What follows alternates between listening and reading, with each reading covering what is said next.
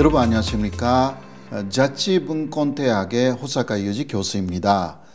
오늘은 일본의 주민자치에 대해서 말씀드리겠습니다. 일본의 주민자치는 제도로서는 한국의 주민자치하고 대단히 비슷하다, 이러한 이야기를 많이 듣는 편입니다. 원래는 국가가 전체적으로 정치 그리고 행정을 해야 된다, 이러한 생각이 있지 않습니까? 그러나 국가는 국가 전체에 균등하게 행정을 실시하는 것이 그렇게 쉽지는 않습니다. 왜냐하면 각 지역의 주민들의 요구, 요청이 대단히 다양하기 때문이죠. 그렇기 때문에 주민자치라는 개념이 생긴 것입니다. 지방자치의 중심이 주민자치다, 그런 이야기인데요. 지방자치라고 하면 주민자치뿐만이 아니라 단체자치라는 개념이 더 있습니다. 주민자치가 주민의 의사에 의해서 행정이 이루어져야 된다라는 어떤 면에서는 민주주의적인 개념이라고 할 수가 있는데요. 단체자치는 이것은 분권적인 개념이라고 할 수가 있습니다. 중앙정부로부터 독립된 그리고 권력을 이양받은 지방정부가 행정을 실시한다, 또 정치를 실시한다, 이런 면에서 지방자치의 두 가지 측면으로서 주민자치 그리고 단체자치라는 것이 있다. 이것은 지방자치의 기본적인 개념이고 일본의 주민자치도 이러한 기본적인 개념 하에 있다, 그런 식으로 생각하시면 됩니다.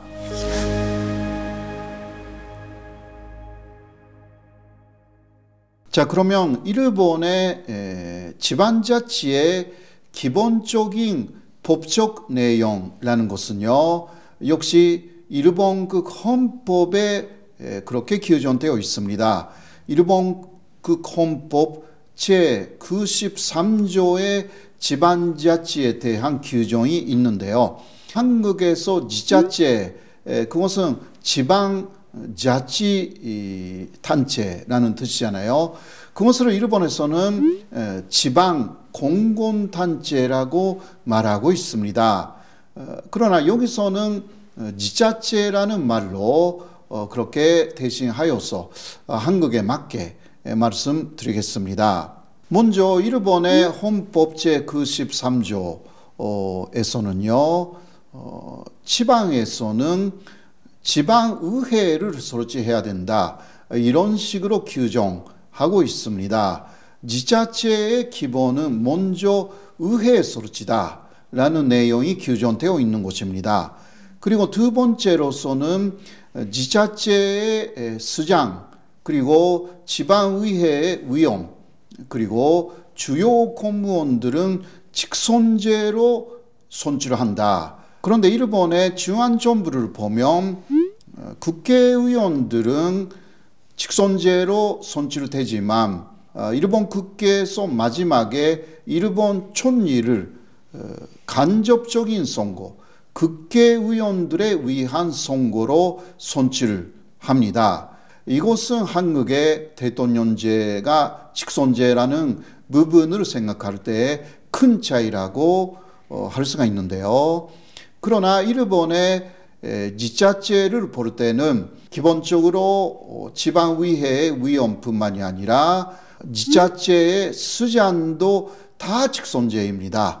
그런 면에서는 지방자치제에서 그 지역의 주민들은 민주주의를 배울 수가 있다, 이런 식으로 이야기가 많이 나오는 셈입니다. 그리고 일본은 그러한 헌법 제93조를 구체적으로 시행하기 위한 지방자치법이 1947년에 제정되었고요. 그것을 2000년에 크게 개정하여서 개정된 지방자치법이 시행되었습니다.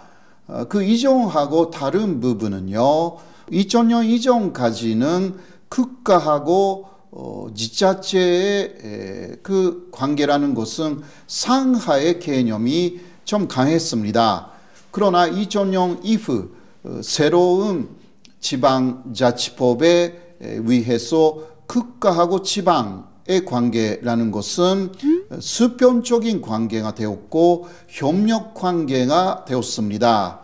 그래서 이전에는 국가, 중앙정부가 해야 되는 일을 또 지방자치제에 맡기는 일이 좀 있었습니다만은 그러한 부분이 2000년 이후는 사라진 것입니다.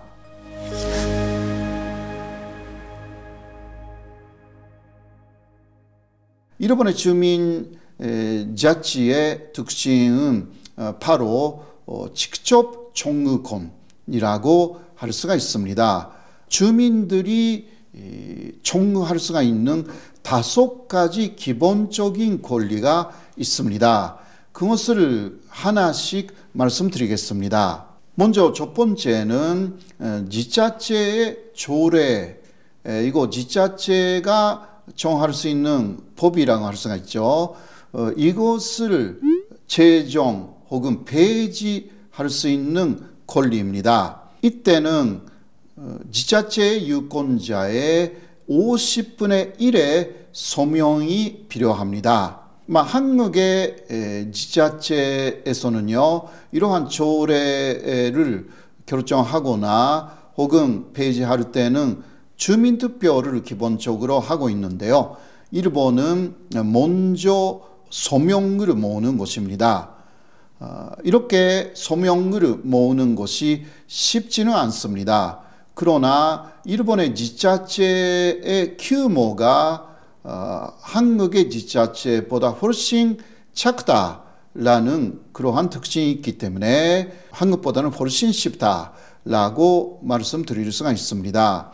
그래서 서명을 모은다. 이러한 발상, 이러한 법이 정해져 있다라고 할 수가 있습니다. 그리고 두 번째 직접 총무권은요, 사무감사 총무권입니다. 자신이 속해 있는 지자체가 과연 무엇을 하고 있는지, 그리고 알고 있는 정책이 있으면 그것이 어떤 식으로 실시되고 있는지 그 감사를 청구할 수가 있는 그러한 권리입니다. 세 번째의 직접 총무권은요, 이것은 아주 큰 부분인데 지방의회를 해상 요구할 수 있는 그러한 총무권인데요. 그러니까 지방에 의회가 있지 않습니까? 그 의회가 문제가 있다. 그런 식으로 생각한다면 주민들은 지방의회 자체를 해산시킬 수가 있는 것입니다. 그러나 이때는 그 서명이 유권자의 3분의 1 이상이 모아져야 합니다. 쉬운 일이 아니겠죠.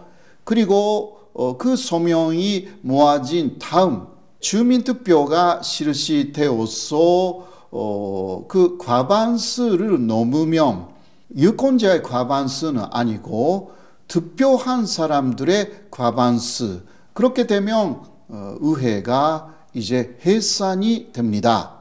네 번째 직접 총무권은 지방의회의 위원이라든가 지방자치제의 수장에 대한 리콜, 해직을 청구하는 권리입니다.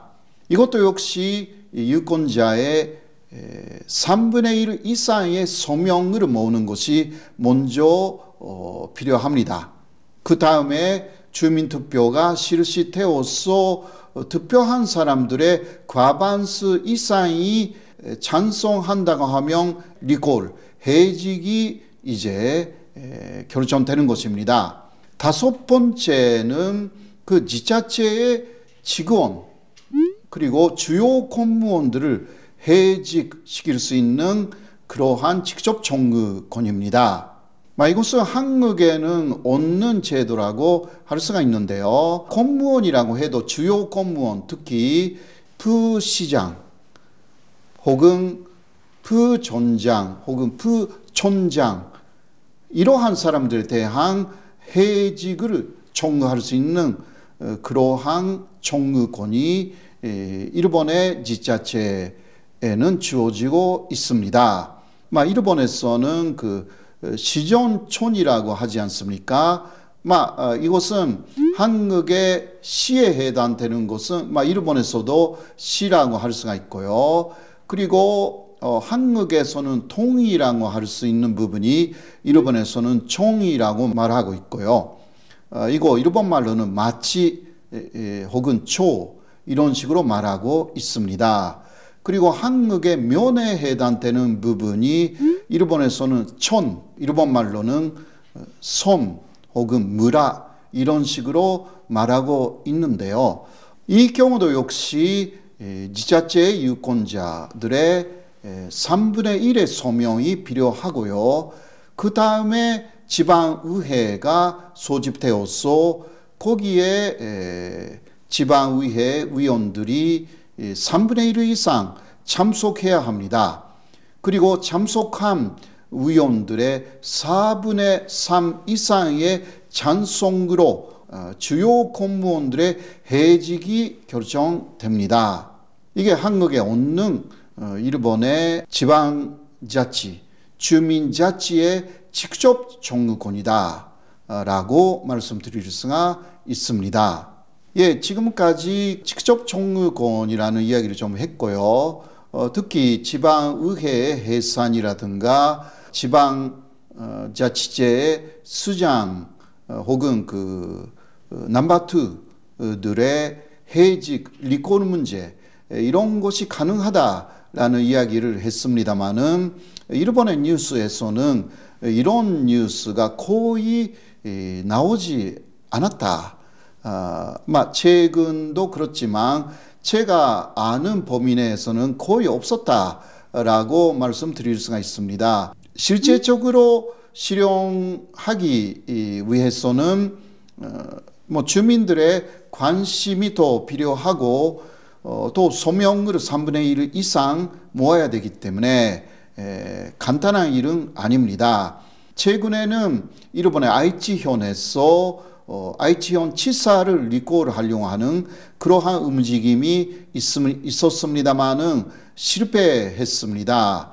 그리고 실패했을 뿐만이 아니라 서명을 불법으로 모았기 때문에 지금 그것을 주도한 사람들이 재판에 회부된 그러한 사건이 있었습니다. 이 부분은 일본의 지방자치 제도도 좀 더 활성화되어야 한다. 이런 식으로 말씀드릴 수가 있습니다.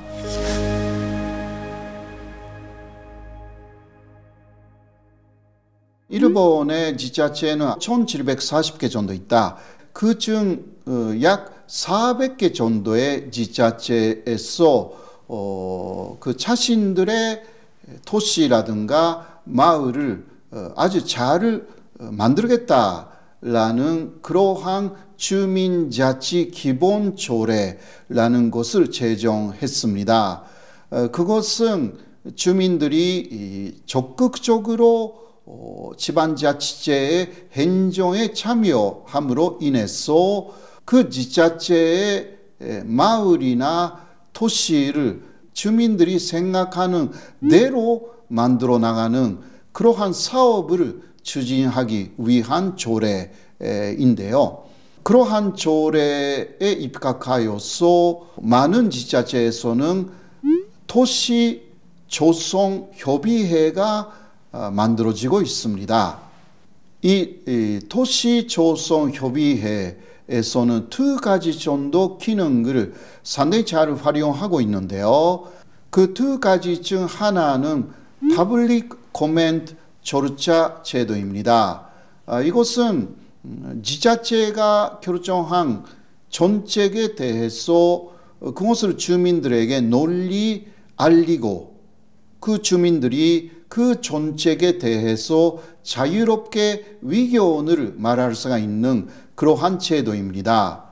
그러한 주민들의 의견을 수렴하면서 그 정책을 변경할 수가 있게 됩니다. 그 정책이 결정되었다 하더라도 변경 요구가 강하면 변경해야 되고요. 또 많은 부분을 수정할 수가 있습니다. 이러한 주민들의 의견을 많이 수렴하기 위한 퍼블릭 코멘트 절차 제도, 이것이 일본의 지자체에서 많이 활용하고 있는 것입니다. 한국에서도 이러한 제도가 있는 것으로 알고 있습니다. 특히 지방정부에서 청와대가 시민들의 의견을 수렴하고 있지 않습니까? 이것을 일본에서는 각 지자체에서 많이 시행하고 있다. 그렇게 생각하시면 됩니다.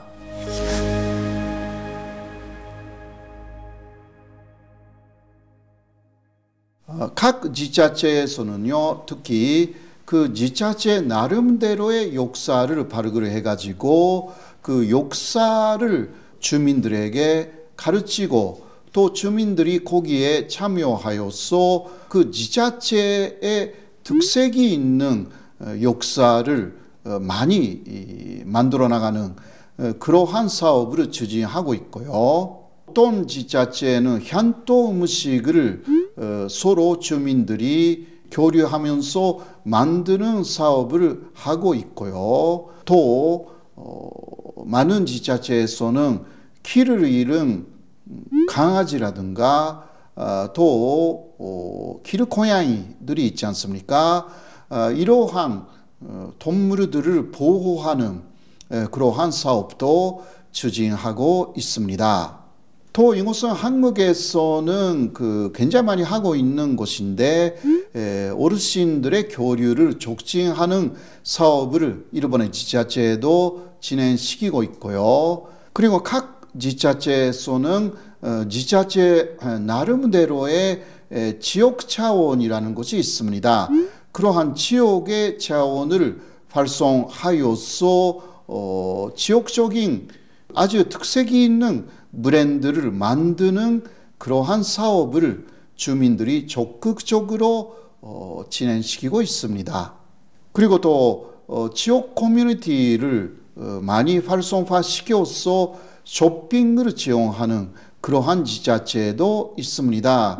어르신들이나 또 나이 많은 움직일 수 없는 그러한 분들이 혼자 사시는 분들도 있기 때문에 그러한 분들을 위해서 쇼핑을 지원하는 그러한 사업도 지자체가 하는 것입니다. 그리고 세대별 세미나라든가 향토 대학을 운영하기도 하고요. 그리고 향토의 풀이 내린 여러 가지 문화 활동을 지원하기도 합니다. 문화 예술적인 부분, 그런 부분도 지자체가 기초가 돼가지고 사업을 추진하고 있습니다. 또 지자체가 마을 버스를 운영하는 거죠. 이것은 한국은 옛날부터 하고 있는데요. 일본도 그런 지자체가 많아지고 있습니다. 문화 예술 사업을 더 촉진하는 그러한 지자체도 많습니다. 그 지자체 나름대로의 여러 가지 사업을 주민들을 위함, 주민들의 위함, 이러한 사업을 계속 촉진하는 것이 일본의 주민자치의 본질이라고 할 수가 있습니다. 오늘은 일본의 주민자치에 대해서 아주 간단하게 기본적인 말씀을 드렸습니다. 오늘 제 말씀은 여기까지로 하겠습니다. 감사합니다.